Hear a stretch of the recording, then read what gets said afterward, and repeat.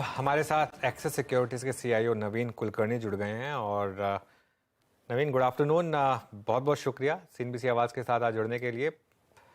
19,500 Nifty पर इस समय और कहीं भी कोई टायर्डनेस के साइन नहीं मार्केट में अभी तक। ये जो रैली शुरू हुई थी, वन वे रैली 17,500 से शुरू हुई, अब हम 19,500 पर। आपके हिसाब से कहाँ तक जा सकती है रैली करंट स्विंग में? ये तो सबसे मुश्किल सवाल है कि करंट स्विंग में कहाँ तक जा सकती है रैली। लेकिन ये जरूर हो गया है कि ये साल के जो रिटर्न्स है, जो एक्सपेक्ट कर रहे थे हम 12 से 14% के करीब करीब आएंगे। और निफ्टी साल के एंड तक करीब करीब 20,400 से 21,000 के बीच तक पहुंचेगा। तो काफी रिटर्न्स फ्रंट लोडेड हो गए हैं। तो उस हिसाब से आगे जाके यहाँ से कॉर्पोरेट के जो नंबर्स हैं और अर्निंग्स ग्रोथ, इस पे काफी कुछ डिपेंड करेगा। तो मुझे जहां तक लग रहा है कि कॉर्पोरेट के अर्निंग्स अभी तक लार्जली इनलाइन है या थोड़े से मार्जिनल नेगेटिव भी हो सकते हैं। तो ओवरऑल आई वुड से कि ये जो रैली है यहाँ से थोड़ा सा स्लो हो सकता है। लेकिन ओवरऑल स्ट्रक्चरल स्टोरी बहुत ज्यादा स्ट्रांग है, इन्फ्लोस काफी स्ट्रांग है। लेकिन मुझे लग रहा है कि यहाँ से रैली थोड़ी स्लगिश होने के चांसेस ज्यादा है। रैली स्लगिश होने के चांसेस ज़्यादा हैं। नवीन, आज का जो क्लियर कट स्टैंडिंग पॉइंट है, आज का ही नहीं, कल से ये शुरू हुआ है मूव।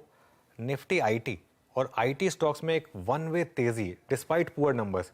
ये क्या इंडिकेट कर रहा है? क्या ये इंडिकेट कर रहा है कि मार्केट ये मान के चल रहा है कि ये वर्स्ट क्वार्टर था और अब चीज़ें इंप्रूव होंगी?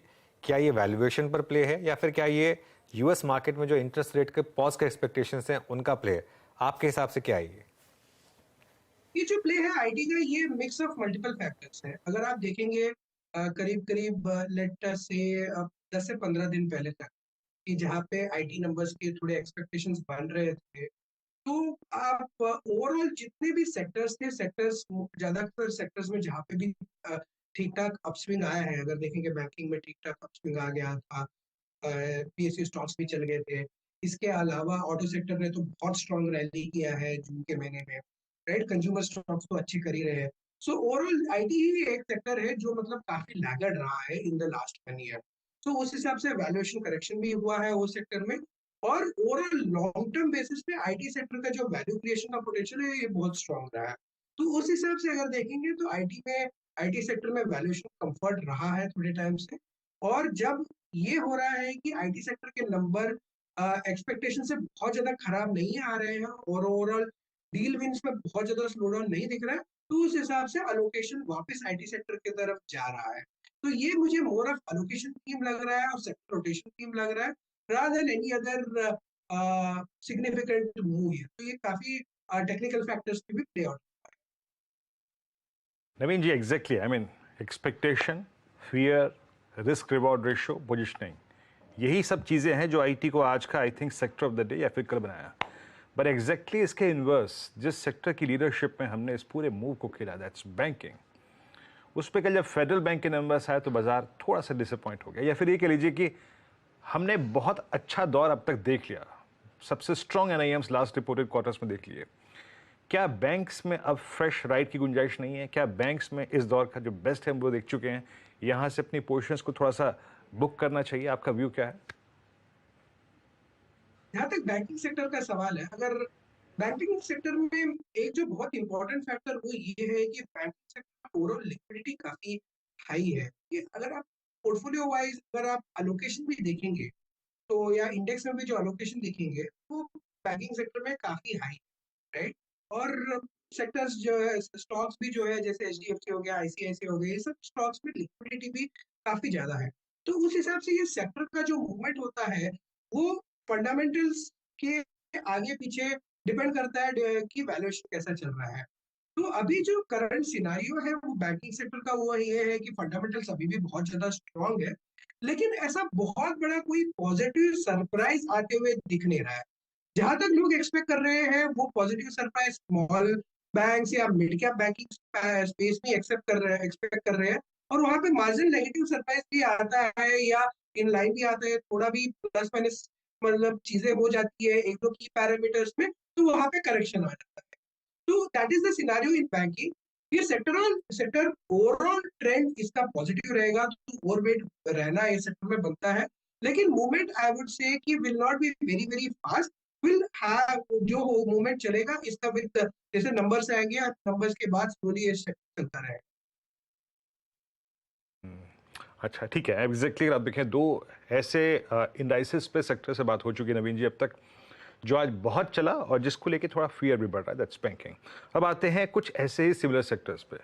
आप लोग ऑटो पे या क्लाइंट्स को बोल क्या रहे हैं अब? आई मीन आपने बजाज ऑटो में, हीरो मोटोकॉर्प में, टीवीएस में, आपने अशोक लेन में ऑल टाइम हाई ट्रेजेक्टरी देखी, आप टाटा मोटर्स है तो ऑल टाइम हाई देखा, आपने मारुति का ऑल टाइम हाई देखा। यहाँ पर व्यू क्या है अर्निंग्स से? एग्जैक्टली अगर आप देखें रिपोर्ट, अर्निंग्स रिपोर्ट होने से पहले क्या अप्रोच रखे जो कि इस मोमेंटम को राइड कर रहे थे अप्रैल मई जून में? क्या अप्रोच होनी चाहिए इस वक्त ऑटो में? तो जहां तक ऑटो सेक्टर का सवाल है, इसमें काफी डिफरेंट टाइप के प्लेस है, जैसे टू व्हीलर प्लेस है, पैसेंजर व्हीकल है और कमर्शियल व्हीकल है। जहां तक टू व्हीलर प्लेस का सवाल है, मुझे लगता है कि टू व्हीलर प्लेस में अभी भी पोटेंशियल है, और पोटेंशियल मुझे लगता है कि बरकरार रहेगा for the next 3 months till Diwali. उसके बाद शायद सेक्टर टॉप आउट हो जाएगा, दैट इज माई व्यू। जहां तक पैसेंजर व्हीकल का सवाल है, मुझे लगता है कि वहां पे ज्यादा स्ट्रक्चरल स्टोरी है। अगर हम महिंद्रा एंड महिंद्रा देखेंगे या मारुति भी देखेंगे, वहां पे स्ट्रक्चरल ट्रेंड्स है, इवन टाटा मोटर्स, तो वहां पे स्ट्रक्चरल स्टोरीज है जहाँ पे नए प्रोडक्ट्स के लॉन्च हो रहे हैं, इनोवेशन हो रहा है, बहुत सारी चीजें हो रही है। तो अर्निंग्स का मुझे लगता है कि कंफर्ट रहेगा, क्योंकि रॉ मटेरियल प्राइसेस कम हो चुके हैं, प्रोडक्शन इंप्रूव हो रहा है। सो ओवरऑल यहाँ से मतलब ऑटो सेक्टर में उतना रिटर्न नहीं बनेगा जितना पहले प्रॉब्लम 3 महीने पहले बन रहा था, लेकिन मुझे जहां तक फीलिंग है ऑटो सेक्टर में ओवरवेट रहना इज द राइट स्ट्रेटेजी। और स्टॉक स्पेसिफिक अगर देखेंगे महिंद्रा एंड महिंद्रा में, मुझे भी यहाँ से लगता है कि काफी अपसाइड पोटेंशियल है। The next 1 year 15 to 20% return बन सकता है। मारुति में थोड़ा रिटर्न कम बनेगा, लेकिन फिर भी लगता है कि 10 to 12% return over the next 6 to 12 months काफी ज्यादा प्रोबेबिलिटी है कि ये रिटर्न ओके वेल एक नवीन एक सेकंड मैं आपको होल्ड कर रहा हूँ। मार्केट को एक बार रिविजिट करना चाह रहा था। सेंसेक्स की वीकली एक्सपायरी का एक शानदार मूव फेवर में इस समय, और एक बार सेंसेक्स लेकर आइए निफ्टी से पहले। सेंसेक्स इस समय 65,900 क्रॉस करता हुआ 65,960। ध्यान रखिएगा 66,000 हमने हिट किया था, कल ही हिट किया था 66,000। निफ्टी लेकिन अब 19,543 पर, और अब हम ये अब बहुत पॉजिटिव है। 5 दिन का जो पैटर्न चल रहा था कि 19,500 के ऊपर जा रहे थे हम और वहां से स्लिप कर रहे थे, उसको हम फाइनली ब्रेक कर रहे हैं अब 19,543। और आज अगर हम इस लेवल के ऊपर बंद हो गए, 19,550 के ऊपर बंद हो गए, तो फिर वो 19,750 19,800 का वो जो मूव है वो ओपन होगा, और फिर वो जो ट्रेलिंग स्टॉप लॉस है उसको भी बढ़ाने में हेल्प मिलेगी। करीब 19,400 तक वो ट्रेलिंग स्टॉप लॉस शायद जा पाएगा। लेकिन उस पर आता हूँ मैं एक बार। नवीन, एक और व्यू चाहिए था मुझे आपसे। इस समय चाइना को लेकर जो एक मेटल्स में एक पॉजिटिव रैली बन रही है, उसको कैसे अप्रोच करेंगे आप?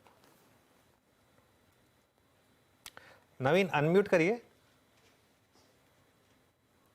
म्यूट है। मुझे जहां तक लगता है ये जो रैली चाइना को लेके है, वो डिपेंड करेगा चाइना का जो स्टिमुलस और ओवरऑल जो ये आएगा, उसकी वजह से जो अपट्रेंड आ सकता है उसके ऊपर काफी ज्यादा डिपेंड करता है। राइट नाउ एक्सपेक्टेशन ये है कि ऑफ कोर्स जो यूएस का जो डेटा आया वो बहुत ज्यादा स्ट्रांग नहीं आया, और इन्फ्लेशन, तो उस हिसाब से मुझे लग रहा है कि ये शॉर्ट टर्म स्पर्ट है। आगे जाके डिपेंड करेगा चाइनीज स्टिमुलस कितना स्ट्रांग और कितना बड़ा आता है, राइट। तो वो अगर $1 बिलियन की युवा का स्टिमुलस है तो वो बहुत ज्यादा इंटरेस्टिंग नहीं होगा, लेकिन उससे बड़ा स्टिमुलस आया, राइट, तो उसके वजह से रैली आ सकती है। लेकिन सारा चीज government policy of China depend करेगा रादर देन कोर। शुक्रिया आज हमारे साथ जुड़ने के लिए और बात करने के लिए।